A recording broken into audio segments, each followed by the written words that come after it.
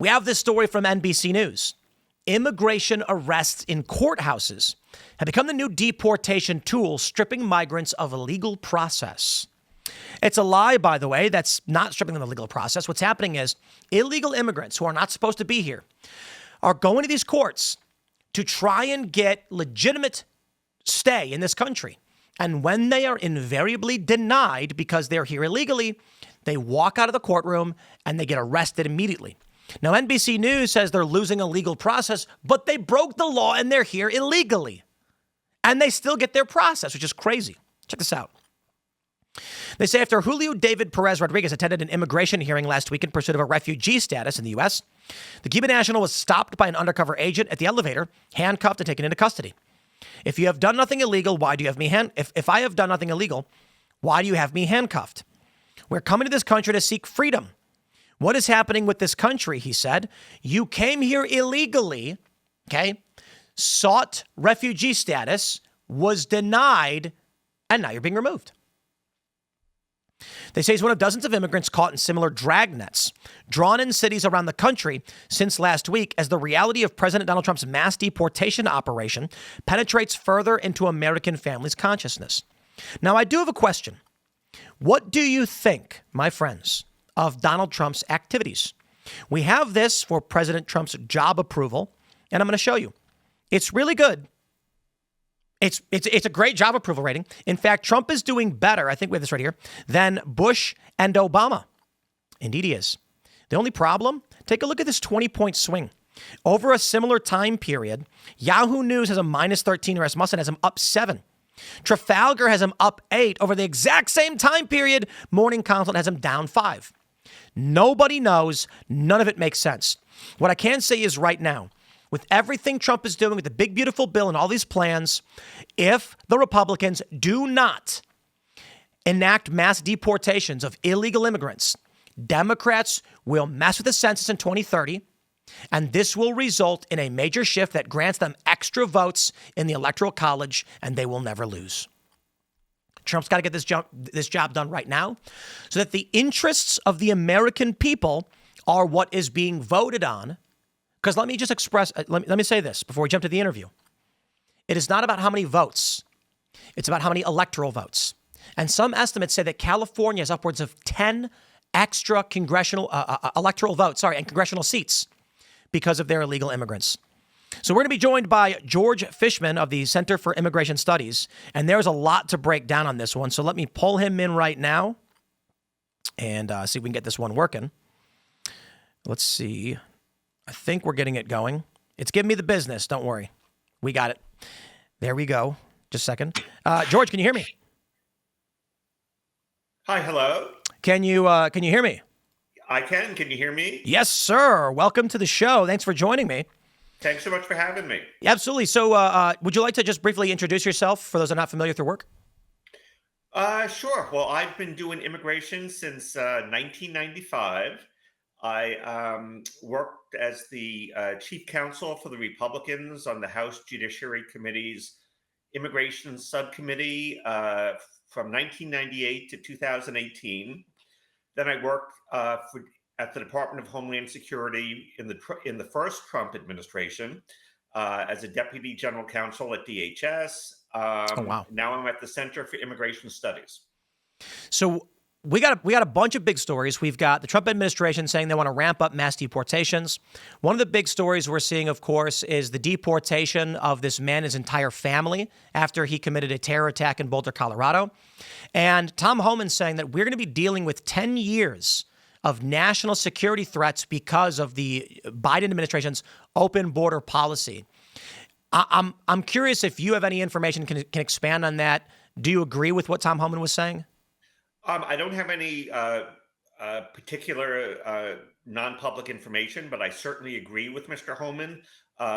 Large numbers of individuals from countries, state sponsors of terrorism, countries of concern, came in under the Biden administration. Certainly, many even from Afghanistan during the botched withdrawal from Afghanistan, and despite promises of vetting from the Biden administration, from DHS Secretary Mayorkas, it turned out that vetting was almost non-existent. So yeah, it's going to be a concern for a long time. Did you, just kind of as an aside, did you see that viral video where law enforcement officers approach a man in a car? He's an Afghan national who came to this country during that botched withdrawal, and then he shoots these cops? No, when did that happen? Yeah, I think this was like a week or two ago. This viral video comes out, and I don't know the exact date of the shooting, but they pull this guy over. He's agitated and angry, and he has a gun. And he says he's from Afghanistan, and he hates this country, and he didn't want to be here, and he had to because of the botched withdrawal. And then there's like three cops, and he unloads on him. I think one of the cops may have got shot in the arm, but I feel like things like that is exactly what Tom Homan's talking about. So I'm curious. I know that, we've talked about my opinion on these various reasons why they opened up the border and allowed, 10 plus million people to come in over 4 years. But in your research, is there like a stated reason that they did this, or do you think there's a hidden agenda as to why they opened up the borders the way they did? Well, I think the not so hidden agenda from the Biden administration is they truly believe that anyone in the world who wanted to come to the United States had the right to come to the United States, and to not let them in was racist. To not let them in was inequitable. Was things like that nature. So yeah, they used every method possible to bring in as many people as possible, just irregardless of the laws that Congress has passed, Yep. that presidents have signed. I went back for a few months about a year ago to assist the Homeland Security Committee with the impeachment of Biden's DHS Secretary Mayorkas. This was one of the reasons he was impeached by the House of Representatives, for abusing the law in order to allow mass numbers of people into the country who were inadmissible under the laws that Congress passed, that presidents have enacted into law. These were Biden's so-called lawful pathways. In my mind, Biden's not so lawful pathways to just get around the laws of this country to bring in as many people as possible. I think, a lot of people say 20 million is the number of illegal immigrants in the country. I think Tom Homan said something like 10.5 million people came in over the past 4 years. And now the Trump administration is trying to deal with this, with the security threats, with the disruption to our economy, and just the political structure. But you've been doing this for a long time, so I'm curious, does it seem worse now than it was in the past? Yeah, go ahead. Well, certainly during the Biden administration, it's never been as bad as in the Biden administration, and hopefully President Trump and his administration can make substantial progress in undoing the damage from the Biden administration. When I was at DHS in President Trump's first term, when daily apprehensions at the border hit 2,000 a day, that was, it was an emergency. It was all hands on deck, an emergency. And fortunately, the Trump administration then came up with mechanisms such as Remain in Mexico, and this was all before COVID, to staunch the flow of people coming in from Mexico. But under the Biden administration, it was past 10,000 a day. It was Wow. Unprecedented apprehensions on the border. It really was something never witnessed before in this country. So your organization, what is your official stance? I suppose you could say you personally, or your organization stance on immigration. Is it safe, legal, controlled migration? Is it limited, moratorium? Well, I think the Center for Immigration Studies' view is we need fewer immigrants, but we need to give those immigrants we bring into the country legally a warmer welcome. But yes, to decrease legal levels of immigration, to allow for assimilation, to protect American workers, to cut off the flow of illegal immigration. And, there's obviously a lot of views that can be encompassed within those goals, but those are the essential goals. So What do you think is the damage and the risk to this country by mass unfettered illegal immigration? Well, first, of course, is the damage to the rule of law, the damage, the loss of American sovereignty. It's, many persons in very blue states and very liberal cities personally witnessed what happens when this mass uncontrolled immigration, when all these aliens were allowed in, or were even flown in by the Biden administration, flocked to cities like Chicago, New York, and the quality, the what that did to the quality of life in these cities was dramatic. There's a representative, a Democratic representative from Arizona, who basically said after the election, Democrats lost the 2024 election because of two things: inflation and immigration. And it was the far left he said it was the far left immigration policies of the Biden administration that defeated the Democrats in the 2024 Wow. election. So it's just ordinary people in liberal cities, in blue states, witnessing what happens to their quality of life when there's mass uncontrolled immigration to their kids at school, to everything. What are like, so we've talked about them quite a bit, but I'm wondering if you have any specific examples of it is easy to point out a lot of these stories where the one viral video, for instance, there was an older black man went to his community center and it was cots and like makeshift sleeping quarters for illegal immigrants. Those kind of things are obvious. Are there any other examples you've witnessed where, people in blue areas were experiencing the negative repercussions of mass illegal immigration? You pointed out exactly what I was thinking of. Those sort of things I've read in the newspapers, videos I've seen, town halls in cities around the country in which American minorities, blacks, Hispanics, just ordinary people were fed up, were frustrated. That exactly the sort of thing you were talking about. There was the massive budget deficits, the billions of dollars spent on housing and feeding and all these massive number of aliens. It was the crime. Certainly cities where Venezuelan gangs taking over and wrecking havoc, Taking apartments over. Yeah, and Crazy. Essentially, none of it had to happen. It happened because of the policies of the Biden administration, and it was, as the House pointed out when it impeached Biden's DHS Secretary Mayorkas, it was bad enough that they came in with these crazy ideas. Biden was going to be the anti-Trump on immigration, do the exact opposite of everything Trump did. Okay, they came in like that. Even worse was the fact that once the effects of that became apparent, the effects on America, on Americans, they didn't change course. It's one thing if they came in with crazy ideas, realized the effects, the negative effects they were having on the country, and said, "Whoa, we got to change things. This isn't working out like we thought it would."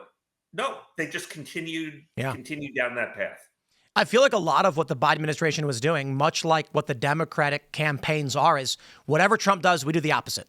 Exactly. Even if it makes no sense. Exactly. I do think, though, a couple of things. First, I think Democrats are trying to cheat the election. And it's not the way that most people think. They claim that illegal immigrants are voting to the millions. I know Trump made some claims like this, but I don't think that's it. I think what we've seen, I think it was even your organization had pointed this out, states like California get extra congressional seats by allowing illegal immigrants to be counted, to stay, be protected, and they count them in the census. That's exactly right. Some states lose representatives, some states gain representatives based on population changes driven by illegal immigration. That's exactly right. I'm curious, though. I was talking with Moms for Liberty the other day. She was mentioning this gender ideology stuff in schools, and I asked, where's it all coming from, she points out that the UN, the World Health Organization, are sending these people out to espouse this ideology. And not that I'm asking you about specifically that stuff, but it is curious that while we see similar issues in the United States, in Europe, for the past decade plus, we've also had these political movements towards mass illegal immigration, bringing in people from undeveloped or underdeveloped nations, and it's caused massive negative economic repercussions. I'm curious if you've seen anything like that correlates this, or I suppose I can ask, why does it appear to be happening all over the West, from Europe to the U.S.? I don't know if it was necessarily the UN, but certainly the UN has been funding the path of illegal immigrants to the United States, giving them out cards with money in them to let them come across through Mexico and have money as they come through Mexico and traverse to the U.S. border. So our tax dollars have gone to the UN to fund giving money to illegal aliens to ease their journey to the United States. So that has definitely happened. But it's just the elite view. There's no, at least in the United States, there's no issue where there's a bigger divergence between elite opinion and the opinion of average Americans regarding than immigration. Just dramatic differences. And one thing I noted, and I wrote about this, for about 20 to 30 years, Democrat voters were trending dramatically towards open borders. Wow. Lack of concern about illegal immigration from the 90s to up until the Biden administration. And suddenly that turned around. Polling results indicate that just regular Democrat voters, a lot of that 30 year shift reversed itself during the Biden administration when Democrat voters realized in their own communities what the effects were. So yeah, I remember in 1996 when I was just starting out on immigration in the U.S. Congress, a majority of House Democrats voted for the 1996 immigration enforcement legislation. Dramatic immigration enforcement legislation, ultimately signed by President Clinton, supported, at least during one vote, by a majority of House Democrats. Then we get to 2005, the next big immigration enforcement bill to hit the House floor. It was down to 19% of Democrats supported it. Wow. We get to 2018, and so the next big bill. The first bill was Lamar Smith's. Second bill was James Sensenbrenner's. Third bill in 2018, Bob Goodlatte.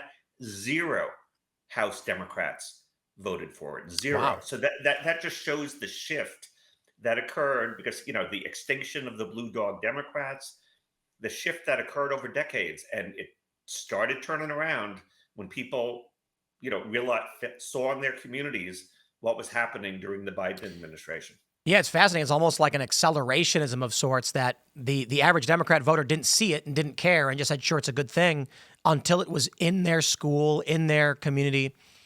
I remember, I think it was the Democrat primaries for the 2020 cycle. All of the Democrats on stage were asked, would you decriminalize border crossings? And they all raised their hand, said make it a civil charge. That is every Democrat candidate saying open borders. Because a civil infraction means what? You get a fine and you can stay. They were just saying open the borders completely, let everybody come in. Yeah, a lot of people woke up to what that really meant. And I think a lot of it had to do with, say, Texas Governor Greg Abbott sending busloads of people to other states. We recently were talking about even Jon Stewart said it was a brilliant move. Make them reap what they have sown. It was a brilliant move by the governor, but it wasn't just him. It was also Biden's DHS sending people to these cities. Oh, yeah. It wasn't just Abbott. It was sort of like a combined effort by Biden's DHS and Governor Abbott. I think what people don't realize is how dangerously close we were to losing the will of the American people. Because you take a look at the election, we've got Democrats that lose by a few percentage points nationally. And although Trump he won all the swing states for obvious reasons, but it is really close with one political party in favor of, at least at the political level, open borders and non-citizens even voting in elections in places like New York and San Francisco, other jurisdictions. There's a video right now from a reporter, Nick Shirley, where the FBI was conducting a raid reportedly on human traffickers, and progressive protesters try to shut it down. They come out and protest this. When I see leftist, liberal, Democrat personalities advocating for the right of non-citizens to vote, and voting to a great degree for politicians who support this, if that trend continued for even a few more years, then the will of the American citizen would be gone.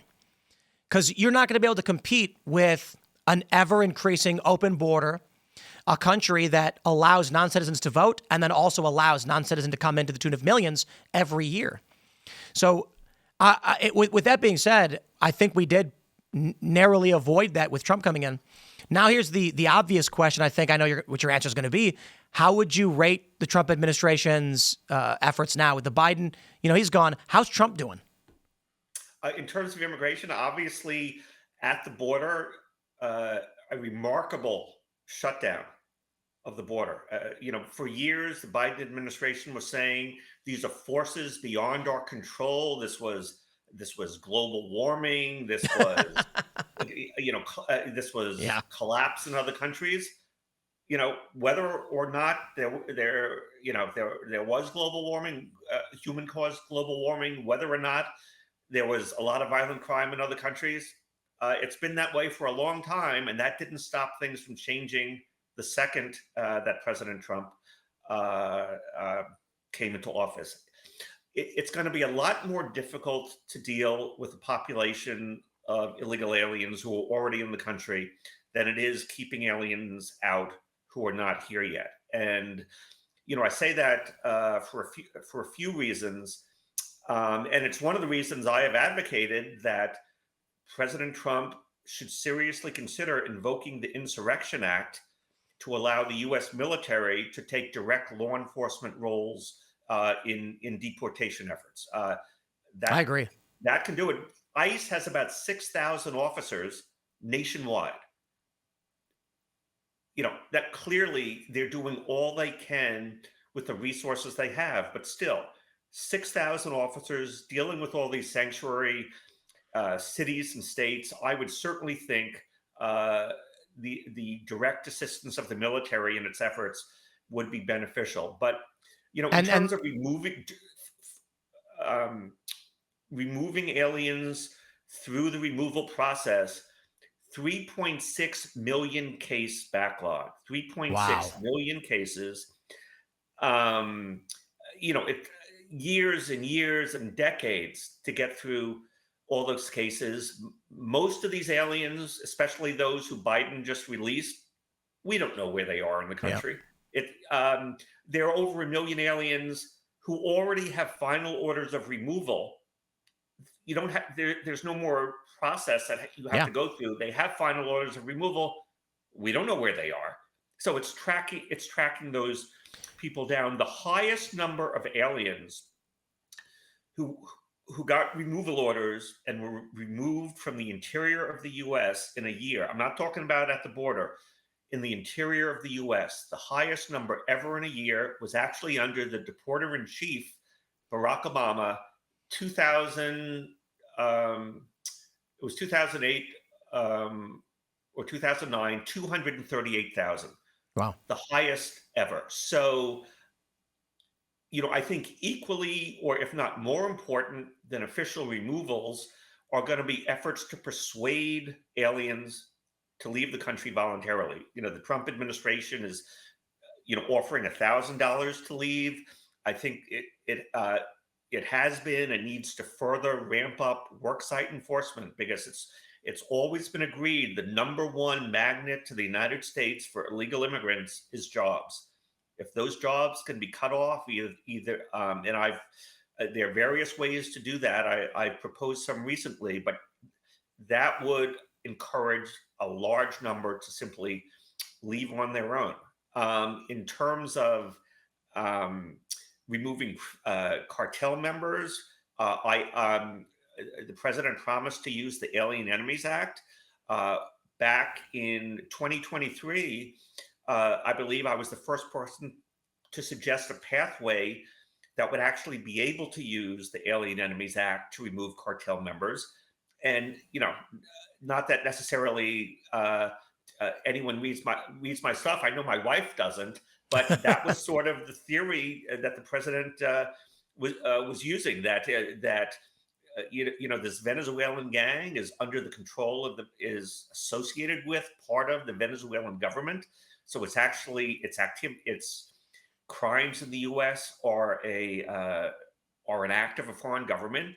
They're a predatory incursion, and therefore the Alien Enemies Act can be legitimately invoked. I think we need to, my own personal opinion, get past these due process issues, adhere to court orders, get the Supreme Court to bless the use of the Alien Enemies Act in this way, and then it will be an extremely powerful tool. Because when the president can use the Alien Enemies Act to remove aliens, you get around this 3.6 million case backlog. Yeah. It's a way to get around that gigantic roadblock. And I want to clarify, too, with the Insurrection Act, the president has the right to invoke this if laws are not being enforced. And so it's not just that the president says, I have the military and we're going to do whatever we want. It's he makes a declaration, he declares an insurrection, outlining specifically, and here's the example, California, a sanctuary state, they call it, where they're not deporting known criminal aliens. Trump has the authority under the Insurrection Act to say, you have stopped enforcing the law, so we can now summon the National Guard. He can take control of the California National Guard. I was going to say Canada accidentally. The California National Guard, and then order them to begin the standard law enforcement process. So this is everything being discussed. The liberal elements of media are going to claim it's fascistic, but it's all codified U.S. law, written, created, passed to be used for these purposes. You are exactly right. In my opinion, you are exactly right. The Insurrection Act has gotten a lot of bad press, but let me tell you some of the examples of when it's been used in the past. It was used by President Ulysses S. Grant to fight the Ku Klux Klan in the South after World War II. It was used by President Grover Alexander to protect Chinese immigrant minors against rioters in Washington State 100 whatever years ago. It was used by President Dwight Eisenhower, Lyndon Johnson, John F. Kennedy to protect people during the civil rights movement. So it's been used, after the Civil War, you mean, right? Yeah, exactly. Ulysses S. Grant after the Civil War. All these times, and I think this is another very legitimate purpose. I think we need to stop being so scared of the opinions of news publications and people who are actively destroying this country. They want you to feel shame for utilizing law enforcement and the law as it was prescribed and used before, because they want illegal immigrants to flood this country. And anything Trump does, they're going to claim is fascistic or evil. Yeah, I agree. It's things. Was it fascistic and evil when Ulysses S. Grant used it? When Lyndon Johnson used it? When John F. Kennedy used it? Let's treat everyone with the same standard. Right on. Well, I do appreciate you joining me to talk about all of this stuff, especially considering how big the issue of immigration has gotten. Where can people hear more or find more about the work you guys are doing? Well, sure. If they'd like to, they can go to the website of the Center for Immigration Studies. They can take a look at the publications I and the other people at CIS have written, and podcasts and all sorts of things like that. And I really appreciate you giving me the chance to to be on with you. Yeah, thank you very much. Well, I do appreciate it. Thanks for coming on. We look forward to seeing more from you guys, and we'll see you next time. Thanks so much. Have a good one. You too. All right. That was Center for Immigration Studies. Really amazing stuff. They put out a lot of great information. They obviously they work in D.C. And it is, I think, the most important takeaway from this before we send you all off to our friend the Quartering. Final thoughts on this is we need to stop being so worried about the opinions of the New York Times. People on the right, conservatives, whatever you want to call them, the use of these laws that exist and have existed for hundreds of years, like the Alien Enemies Act, they're trying to make that a negative, saying it's an old law from the 1700s. Yeah, and? So it's been around forever? That's a good thing. That means we're not talking about Trump and his cronies passing laws to be fascists. We're talking about Trump saying, hey, this law is already on the books. This is a normal function of our government to deal with criminals, criminal aliens, and invasive incursions. And so we should. And then they argue it's fascistic. Get out of here. None of that. We have a right to enforce our immigration laws. And Trump and the Republicans, the right, disaffected liberals, whoever it may be, should feel no shame in saying the Insurrection Act exists specifically when you are not enforcing laws. And so it's time for these deportations. My friends, smash the like button. Share the show with everyone you know. Thank you so much for hanging out for this morning's show. We're going to be sending y'all to go hang out with our friend Jeremy Hambley at the Quartering. So we'll gear that raid up for all of you guys right now and send you on your way. We're back, of course, tonight at 8 p.m. for Timcast IRL. So smash the like button once again. Share the show. Follow me on X and Instagram at Timcast. And I'll just say, my friends, if everybody shared this show or any other show, any show you're watching, you make that show the biggest show ever. So when we have tens of thousands of people watching on our live streams, if every single person shared it once, we're talking more marketing power than some of the biggest companies in the world could muster up. And that's thanks to you guys. So once again, thank you all so much for hanging out, and we will see you all later tonight. It might get wild tonight, depending on, we might have special guests. I don't know. We'll see. We'll see. We'll see you then.